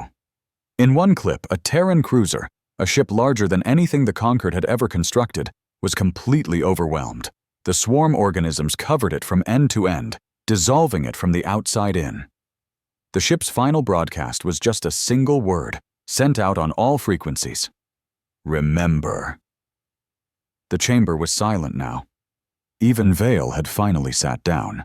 From her seat in the observer's gallery, Sitha watched, her heart pounding. She had seen bits and pieces of this data before, fragments and clues she had been putting together for months. But seeing the sheer scale of it, the true size of the enemy humanity had been holding back alone, a cold dread washed over her. And in that moment, she did something she wasn't supposed to do. She stood up. People in the observer's gallery were meant to be ghosts, to watch, to record, but never, ever to speak. Sitha, however, had spent months watching this assembly ignore every warning she'd meticulously gathered. She was done being silent. "The Admiral," she said, "is telling the truth." Her voice was quiet, but in the shocked hush of the great hall, it echoed like a shot. Hundreds of heads swiveled to face her. She absorbed the weight of their stares, the scaled Dodderleith, the insectoid Corvathi, the crystalline Thessari, and a dozen others, and didn't even blink. 6 months ago, she began, I discovered data caches deep in the archives of the Great Library, files that were over 40,000 years old. They laid out everything about the Terrans, their biology, their history, their first disastrous contact with this galaxy, and then their mysterious disappearance. I brought this to you. You laughed. You waved me off. Commander Vale himself called me a child, playing with relics. She locked eyes with Vale, whose scales were turning a mottled color that screamed both fury and shame. Those caches also held warnings, Sitha pressed on, not just about the Terrans, but about what they were getting ready for. The ancient civilization that wrote those files knew something was coming. They knew the Terrans were this galaxy's only real hope for survival. But they deleted the Terrans from every record anyway, because their pride was so great and their fear was so deep that they couldn't stand the idea of a scrappy species from a death world being more important than them. Her gaze swept across the chamber. The Concorde has spent 50,000 years patting itself on the back, believing it's the peak of civilization, that nothing out there can touch it, that its armies, its technology, and its wisdom are enough for any threat. For 50,000 years, that has been a lie. This galaxy has only survived because the very species you tried to forget has been fighting your battles in the dark. The chamber was utterly silent. Sitha's eyes glowed with the fiery gold of Valari conviction, a sign that she would not be moved. Admiral Okafor is here asking for your help, not demanding it. Asking. After everything this galaxy did to her people, she is offering an alliance. The very least you can do is listen. With that, she sat down. Her hands were shaking, but her voice hadn't wavered for a second. For a long, heavy moment, nobody moved. Sitha's words hung in the air like thick smoke. Then, a new voice sliced through the tension, not from the floor, but from a secure channel suddenly blasting through every speaker in the room. "The Archivist is correct." It was Warlord Chaos. His image flickered to life on the main display. A massive, ancient Dralith, covered in scars, his scales the color of storm clouds. His eyes looked like old iron. He wasn't physically there, but his presence dominated the room. "I dispatched a covert fleet to the Outer Veil 3 months ago," Chaos stated, his voice flat and hard as stone. 12 of our very best ships. They ran into the Terran fleet. They were outclassed in every single way imaginable. The Terrans could have wiped them out without breaking a sweat. Instead, they hailed us. They talked. They showed us what was on its way. He paused, and when he spoke again, his voice held something no one had ever heard from a Dralith warlord: humility. "I have spent 200 years defending the Conquered. I've fought every enemy this galaxy could throw at us. And I'm telling you now, with no pride and no shame, the Devourer swarm is something we cannot possibly handle alone. The Terrans have been fighting it for 400 years with technology that makes ours look like children's toys. And they are losing. If they can't stop it by themselves, we don't stand a chance." Vale shot to his feet. "You sent a fleet without authorization. You hid intelligence from this assembly. This is treason." "I did what was necessary," Chaos cut him off coolly. "Just as I always have. And what's necessary now is to stop bickering about politics and start preparing for a real war. Not the petty border fights and trade squabbles you people call conflict in this soft, comfortable Concord. I'm talking about a war for survival." His eyes scanned the chamber from the screen. "The Terrans aren't our enemy. They never were. The swarm is the enemy. And if we don't unite, all of us, every single species, ship, and weapon we have, then soon there will be nothing left for us to argue over." A murmur rippled through the chamber. Voices started to rise, some angry, some scared, and some with the first sparks of understanding. The Korvathi delegates were buzzing amongst themselves. The Thessari were already running logistical models. The smaller species, the ones always ignored in the Conquered's power plays, watched with a mix of terror and a strange, newfound hope. If the old way of doing things was about to crumble, maybe the new way would finally give them a voice. Vale was still on his feet, his jaw tight, his scales dark with rage. But he was standing alone. The rest of his own Dralith delegation hadn't joined him. They were staring at the combat footage still rolling on the screens, of Terran ships being torn apart by the swarm, and they were all doing the same grim calculation every military leader in the room was doing. If the mighty Terrans couldn't win alone, the Conquered had 2 choices: unite or be annihilated. Vale slowly sank back into his chair. He didn't say another word. On the bridge of the Everest, Admiral Okafor watched the chaos unfold on her live feed. Her first officer, Captain James Adami, stood beside her, arms crossed. "They're starting to get it," Adami said. "Some of them," Okafor corrected. "Not all, not yet. But it's a start." She turned from the screen, looking out the main viewport at the planet Sarah Prime below, a gorgeous world of green lands, blue seas, and swirling white clouds. It reminded her of the old pictures of Earth that hung in every Terran school and government office, a constant reminder of what they'd lost and what they were fighting for. "Get me Commander Ole," she ordered, "and Dr. Reyes. I want a complete technical briefing ready for the Conquered's military command. Ship specs, weapon outputs, shield harmonics, tactical doctrines, everything. If they're going to be our allies, they need to know what they're getting into." "And what about the trap?" Adami asked, his voice low. Okafor was quiet for a second. The trap. It was humanity's secret ace in the hole, a plan more than a century in the making. A web of dead stars, carefully moved into position and rigged with collectors that could channel the leftover power of a collapsed sun into a single, universe-shattering weapon. It was their last resort, designed to hit the swarm's central mind with one knockout blow. The only problem was the bait. The weapon would only work if the swarm's core, the hive mind that controlled its trillions of bodies, could be lured into the kill zone. And the only bait tempting enough was a massive fleet.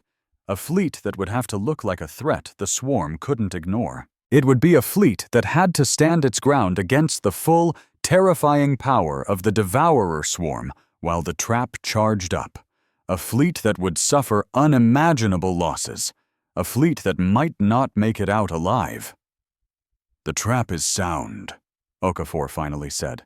"The engineering is solid, but it needs time to arm, and it needs the swarm right where we want it. That means someone has to hold the line." "We can hold it," Adami said firmly.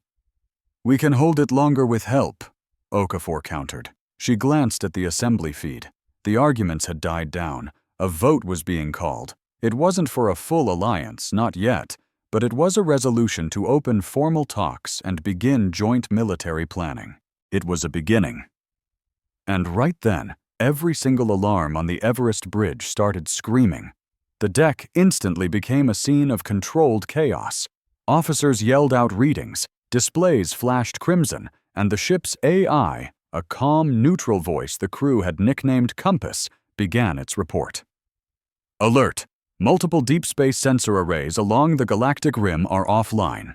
The pattern suggests systematic destruction. The source is moving inward from the outer edge at superluminal velocities. Estimated origin: Devourer Swarm Advance Forces." Okafor's expression became a mask of stone. Not of surprise, she always knew this was a possibility, but of the grim certainty that the worst-case scenario had just come true, way ahead of schedule. "Time until it reaches conquered space?" she asked sharply. "Based on the current rate of advance, Swarm Outriders will hit Concord's outer territories in approximately 8 months. The main body will arrive within 18 months. 18 months. They had planned for 3 years. 18 months. Okafor opened a direct channel to the assembly. Her voice was perfectly level, but it had a new, razor-sharp edge. The edge of a commander whose entire timeline had just been sliced in half. "Members of the Concord Assembly, I'm afraid the situation has just changed. Deep space sensors along your galactic rim are being destroyed in a pattern consistent with the Devourer Swarm's vanguard. The swarm is moving faster than we predicted. You don't have years. You have less than 2. She let the silence hang in the air for a moment. "The debate is over," she declared. "They are here." The entire assembly chamber fell utterly still. Then slowly, one hand after another began to rise. These weren't votes for another committee, or a study, or some pointless diplomatic gesture. These were votes for war. The resolution passed with a majority nobody could have predicted. Even the Dalith voted yes. All of them, that is, except for Violet, who abstained, then slipped out of the chamber, never to be seen in public again. From the observer's gallery, Sitha finally let out a breath she felt like she'd been holding for 6 months. It wasn't relief she felt. Relief is what you feel when the danger is gone. This was something entirely different. It was that sinking feeling you get when a heavy door slams shut behind you, leaving you with no choice but to face whatever lies in the darkness ahead. She opened her eyes and gazed up at the viewport, where the Everest glittered like a green jewel against the black velvet of space. Somewhere out there, between the stars, something huge and ravenous was on its way. And for the first time in 50,000 years, the galaxy was about to face it as one. She had no idea if it would be enough. But it was a beginning. The first 8 months after the Terrans revealed themselves were the most frantic the galaxy had ever known. Every single shipyard in the Concord operated around the clock. Every factory, every forge, every workshop on every planet shifted its entire production to the war effort. Species that had been bitter rivals for centuries were now working shoulder to shoulder, sharing technology, resources, and knowledge they had guarded with their lives for millennia. The Terrans made this happen not by making demands, but by making offers. They opened up their entire databases. They shared designs for weapons, shields, engines, and manufacturing methods that jumped the Conquered's technology forward by thousands of years overnight. They sent their own engineers and scientists to every major shipyard, patient men and women who worked alongside alien species they'd never even seen before and treated them like equals from the very first day. In many ways, it was the most human thing they could have possibly done. Not the tech, not the firepower. It was the simple act of standing beside a stranger and saying, "Here, let me help you with that." Admiral Okafor took charge of the military preparations from the Everest, which had quickly become the unofficial command center for the unified fleet. She worked with Warlord Chaos, who had been publicly stripped of his rank by the Dralith for deploying his fleet without permission, only to be immediately reinstated when the Assembly figured out he was the only Dralith commander the Terrans actually trusted. The partnership between Okafor and Chaos wasn't a smooth one. She was calm, strategic, and methodical. He was blunt, aggressive, and hot-headed. She thought in terms of years, even centuries. He thought only about the next fight. But they had one crucial thing in common. Neither of them was willing to waste a single second on politics when the survival of every living thing in the galaxy was on the line. Their very first meeting on the Everest pretty much set the tone for everything that followed. Chaos arrived with a whole group of Dralith military officers, and every single one of them radiated that stiff-necked pride their species was famous for. The corridors on the Everest were massive, big enough for even the largest Dralith, but Chaos still had to duck his head to get through a few of the doorways.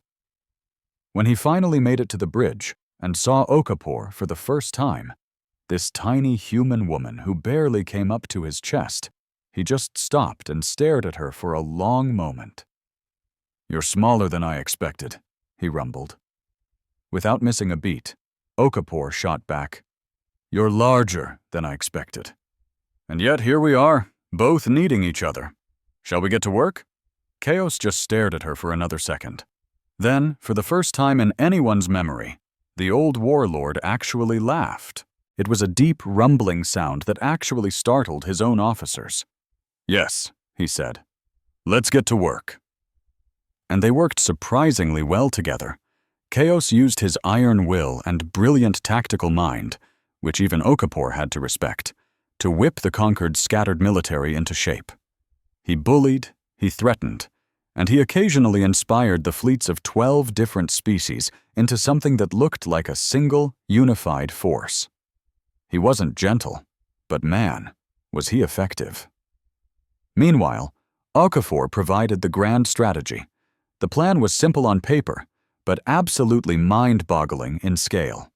For more than a century, the Terrans had been secretly building something called the Threshold Array, a network of 7 dead stars, all carefully chosen and lined up in a chain right across the path the swarm would have to take to reach the galaxy's core. Each of these dead stars had been outfitted with special systems to collect and focus the immense residual energy still trapped inside their collapsed cores. The idea was to activate all 7 at the same time, channeling their combined power into a single, focused beam. It was a weapon that could, in theory, deliver enough raw energy to vaporize the swarm's central intelligence node. And that central intelligence was the whole key. The swarm wasn't just a bunch of individual monsters. It was a single, networked organism. At the very center of that network was the node, a massive, ancient being that controlled billions of swarm creatures at once. If they could take it out, the swarm would shatter into mindless, disorganized pieces. They'd still be dangerous, but they wouldn't have the coordinated, adaptive intelligence that made them seem unstoppable. The trick was getting the central node into the kill zone. The node was always protected by the thickest part of the swarm, buried deep in its territory where it was safest, surrounded by billions of defenders. It never, ever exposed itself. To lure it out, they needed the perfect bait. They needed to present a threat so huge that the central node would be forced to commit everything it had, its entire force, its personal guard, and even itself, to the battle. They had to make the swarm believe this was the final, decisive fight, that the galaxy's defenders were making their last stand, and that total victory was just within its grasp. They needed to park a fleet directly in the swarm's path and hold that line, no matter what. Okafor laid all this out for the Joint Command Staff. In a meeting aboard the Everest that lasted for 14 hours, she spoke to Terran admirals, Draleeth warlords, Korvathi fleet commanders, and officers from every other species. "The fleet that holds this line is going to take heavy losses," she said, her voice completely level and honest. "There's no way around it. The swarm will throw everything it has at you, and some of it will get through. We will lose ships. We will lose people. The array needs about 4 hours to charge once the swarm is in position. 4 hours is an eternity when you're fighting the most dangerous enemy this galaxy has ever known." She paused, looking at each face in the room. "I will not order anyone to do this," she continued. "The Terran Stewardship Fleet will be the core of this holding force. We have the most experience fighting the swarm, and this is our plan. We will hold the line." The room was dead silent. Then Kaios stood up. "The Draleeth will stand with you," he said. It wasn't a question or a request for permission from his government. It was a simple statement of fact. Then, one by one, the other commanders got to their feet. The Korvathi, the Thessari, the Valari, even the Valari, a species of scholars and librarians who weren't known for fighting, committed every single ship they had. The smaller species, those with no warships of their own, offered up their cargo haulers, their medical frigates, their construction rigs, anything and everything they could. By the time the meeting was over, the holding fleet had grown to over 30,000 ships from every species in the Concord, with the Terran Stewardship's 12,000 warships holding the center. It was the largest military force ever brought together in the history of the galaxy, and every single person in that room knew it still might not be enough. The swarm showed up at the outer veil 6 weeks sooner than even the most pessimistic forecasts had predicted. What was left of the deep space sensor network picked up its approach first as a massive wall of gravitational distortion sweeping across the galaxy's edge. And behind that wall was nothing. The swarm had devoured everything in its path: stars, planets, gas, dust, even light itself. It left nothing behind but empty, dead space. But the joint fleet was ready and waiting. They had taken up positions all along the threshold, the chain of dead stars that made up the array. The formation was spread out over a front nearly 2 light-years wide, with the Terran fleet in the middle and the conquered forces on either side. Tucked away behind them, hidden among the dead stars, the array's activation systems hummed with unimaginable power, just waiting for the command to fire. Admiral Okafor stood on the bridge of the Everest and simply watched the swarm approach. She had to admit, it was the most terrifying sight she had ever witnessed. And she had been fighting the swarm for 30 years. The first wave was made up of smaller organisms, clouds of them, each about the size of a shuttle, moving and flowing together like a living liquid.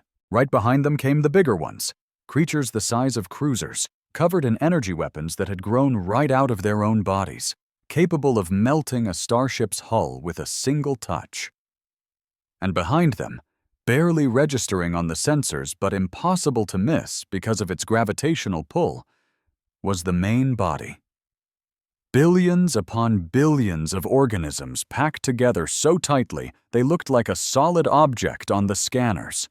It was a wall of dark matter and stolen energy, a tidal wave stretching across the galaxy.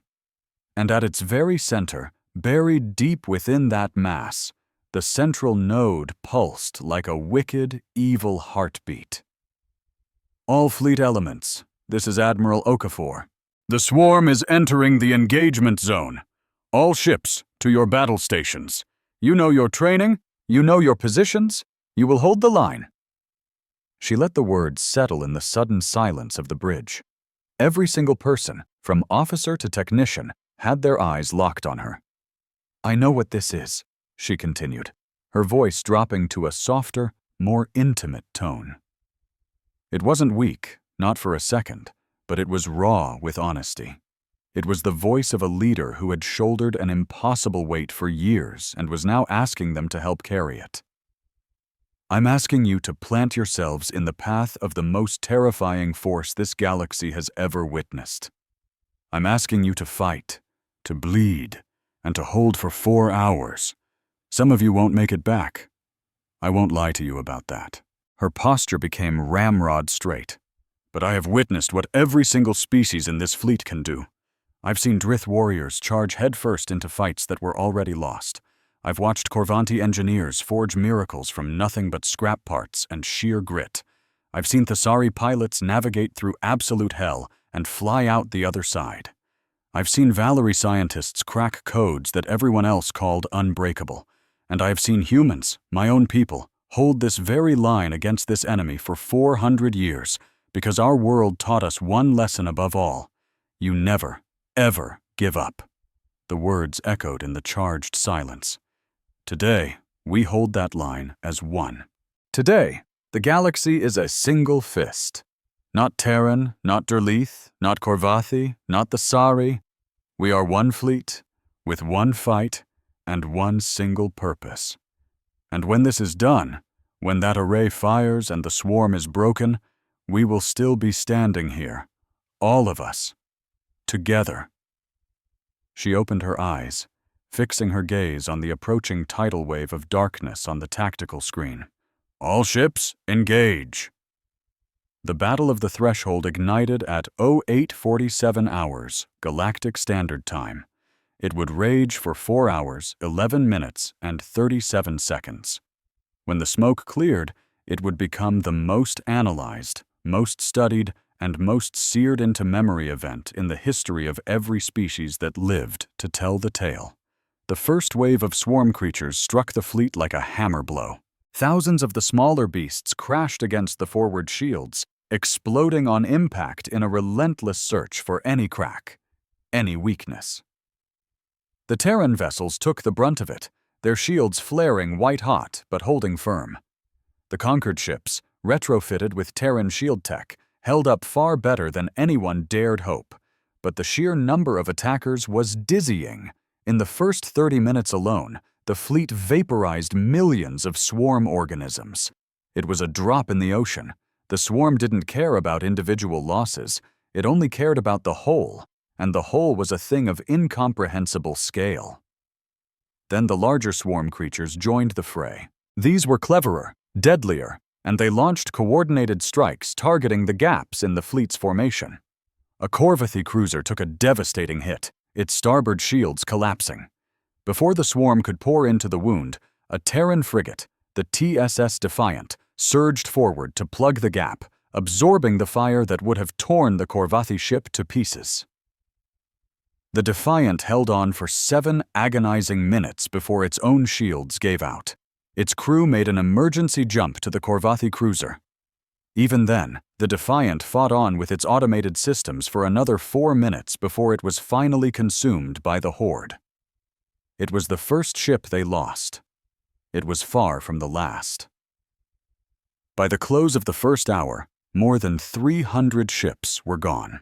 Most were the smaller craft, frigates, corvettes, and support ships caught in the swarm's crossfire, but the toll included several cruisers. Among them were 2 Drelith heavy cruisers that had pushed too aggressively into the enemy formation and were swarmed from all sides. From the bridge of his flagship, the Drelith dreadnought Unbreakable, Chaos orchestrated the battle. He had begged to lead the charge himself, but Okafor had shut him down. I need your mind, Chaos. Not your glorious death, she'd told him. Leave the dying to those less gifted at strategy. He hadn't liked it, but he couldn't argue with her logic.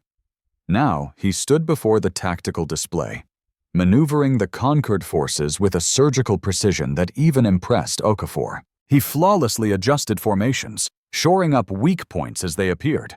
He ordered calculated retreats and exploited every opening for an advance. He was not gentle in his commands. He was a Drail, and gentleness wasn't a word in their vocabulary, but he was brutally effective.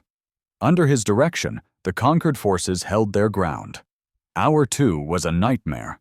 The swarm did what it always did. It adapted.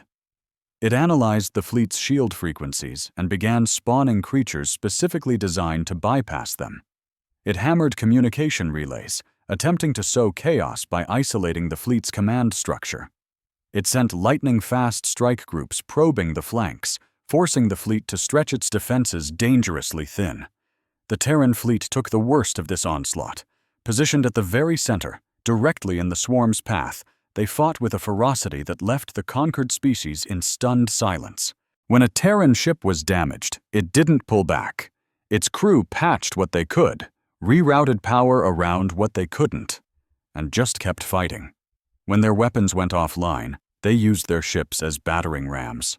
When their shields collapsed, they plunged deep into the swarm's ranks and detonated their reactors, taking thousands of the creatures with them in a final act of defiance. It wasn't just bravery. It was something more primal, born from 60,000 years of evolution on a planet that had never offered them a single day of peace. It was an absolute, bone-deep, cellular refusal to be defeated. And as the conquered forces watched the Terrans fight, they felt something unexpected ignite within them, inspiration. The Draelith, who saw themselves as the ultimate warriors of the galaxy, witnessed a species fighting with a raw, desperate courage that humbled their proudest traditions. The Korvathi, who lived by the code of practicality, saw engineers pulling off impossible repairs in the heat of battle, their hands moving with unbelievable speed. The Velari, who had never thought of themselves as warriors, saw people who were terrified. You could see the fear on their faces, but they fought on anyway, and seeing that fear made them all fight even harder. Hour 3. The array's charging sequence hit 60%. The swarm's central intelligence, its massive node, was creeping closer, lured in by the sheer intensity of the fight, committing more and more of its mass to the battle. Okafor's eyes were locked on the tactical screen. The node was entering the kill zone. It moved slowly, cautiously, but it was coming. "Hold the line," she repeated into the command channel, her voice a steady anchor in the storm. "Hold the line." The fleet held. Ships died. Heroes were born and lost in the same breath. A Thessari pilot named Van steered her crippled fighter down the throat of a swarm behemoth the size of a battleship, detonating her payload and tearing it apart from the inside. On a disabled cruiser, a Korvathi engineering team sealed themselves inside the reactor chamber to manually stabilize the core, buying their ship another 40 minutes of fight before the hull was breached. A squad of Draith Marines, their ship destroyed, floated in the void in combat suits, fighting off swarm organisms with handheld rifles until a Terran shuttle swooped in to rescue them. "And on the Everest," Admiral Okafor commanded. The flagship had been savaged. Its shields flickered like dying embers. Its hull was compromised in 7 different sections. Its biosphere, the incredible onboard ecosystem of forests and lakes that had stunned the galaxy, was on fire in places where the hull had failed. But the ship was still in the fight. Its weapons still roared, its shields still held, and Okafor still stood on its bridge, guiding the battle with a serenity that seemed almost inhuman to her crew. Inside, she was anything but calm. She was drowning in terror, and had been since the first shot was fired. But fear was an old friend. Humans had coexisted with terror since their earliest ancestors first looked at the stars and wondered what monsters lurked in the dark. Fear didn't stop them. It never had. Hour 4. The array reached 90% charge. The swarm's central node was now deep inside the kill zone. It was all in, throwing every last creature it had at the fleet, desperate to break them before the trap was sprung. It could feel the immense energy gathering in the dead stars around it. It knew something was about to happen, but it was too far in, too committed, too consumed by hunger to retreat. Array at 95%, Compass reported. Estimated time to full charge, 7 minutes. 7 minutes. Okafor stared at the tactical display. The fleet was shattered. Over 2,000 ships gone, thousands more crippled. The swarm was crushing them from all sides. The line was buckling. Not broken, not yet, but it was buckling. All ships, this is Okafor, 7 minutes. Just hold for 7 more minutes. That's all I'm asking. 7 minutes, and we end this. The Dreath dreadnought, unbreakable, surged forward, positioning itself between the swarm's most punishing assault and the weakened center of the fleet. Chaos roared orders, diverting all power to forward shields and maximum weapon output. The ship became a miniature sun, vomiting fire into the swarm.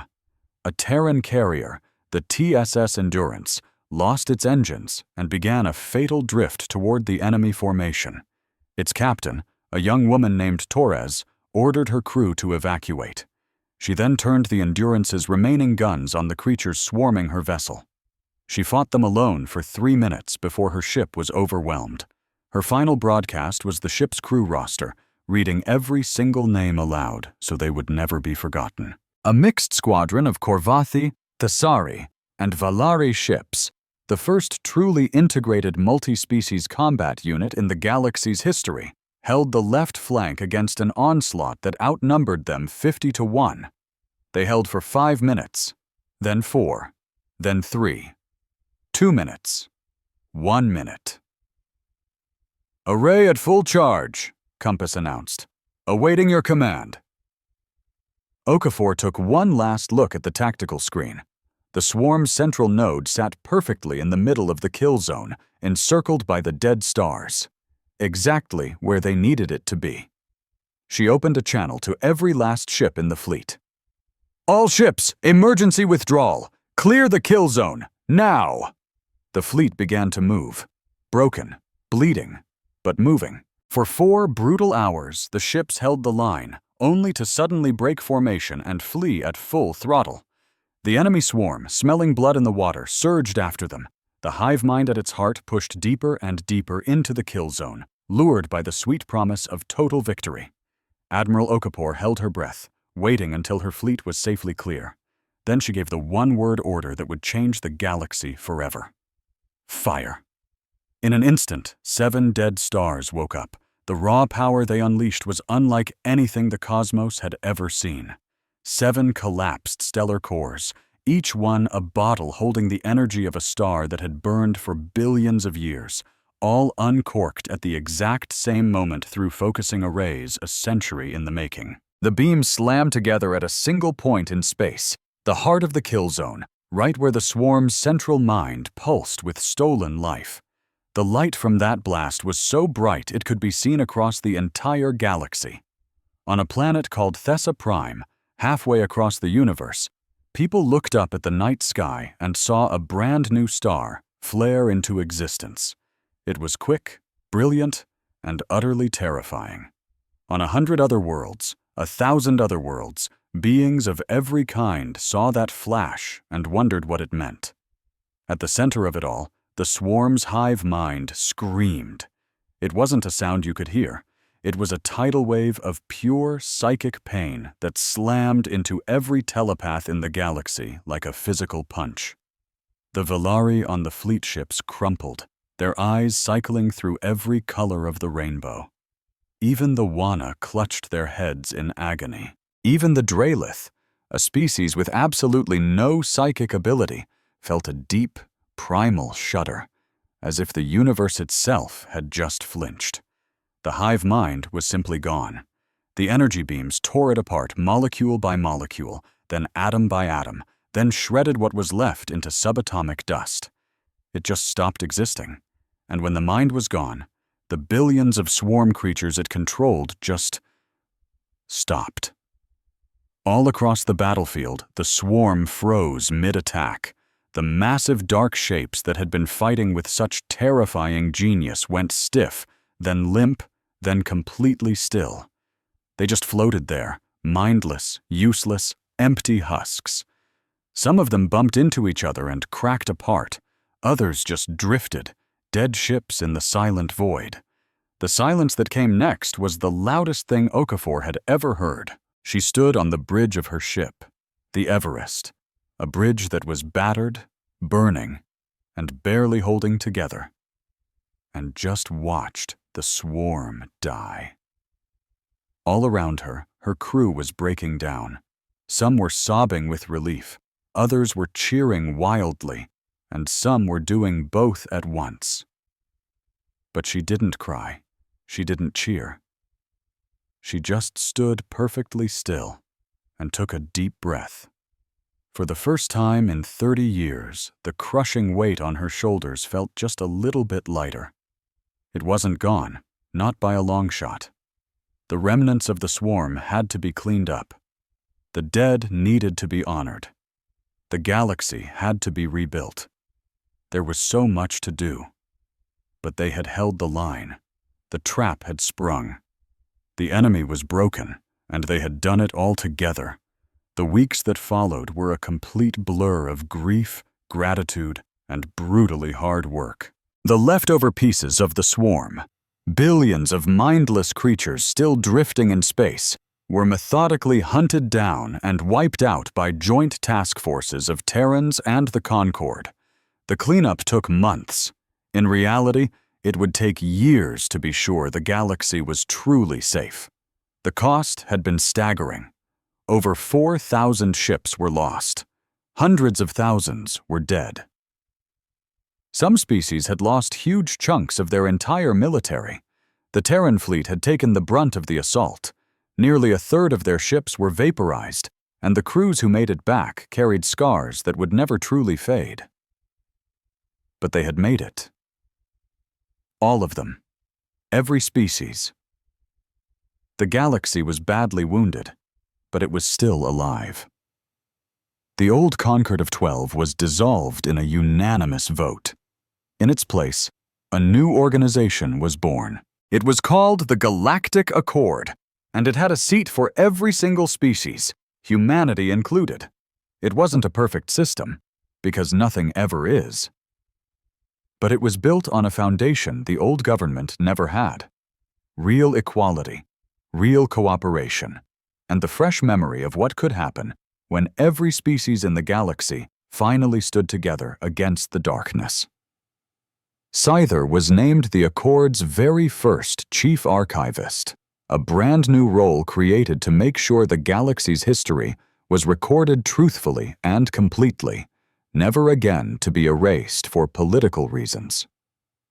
Her first official act was to unlock the deep archives of the Great Library for every species, and to start the long, slow work of uncovering the history that had been buried for 50,000 years. She was working in her new office, which was much bigger than her old one, with huge windows looking out over the capital city of Thesara Prime, when a visitor she never expected showed up. Warlord Kaios Mani looked older than he had before the final battle. The gray of his scales had turned a darker shade, and he moved with a new stiffness that hinted at recently healed wounds. But his eyes were exactly the same, sharp, hard, and surprisingly gentle. "Chief Archivist," he rumbled, "I wanted to come see your new office." "It has windows," Scyther said, almost to herself. "I'm not used to having windows." Kaios gazed out at the sprawling city below. High in the sky, the Everest was still a visible speck, having moved to a higher orbit, but it was still there, a constant reminder.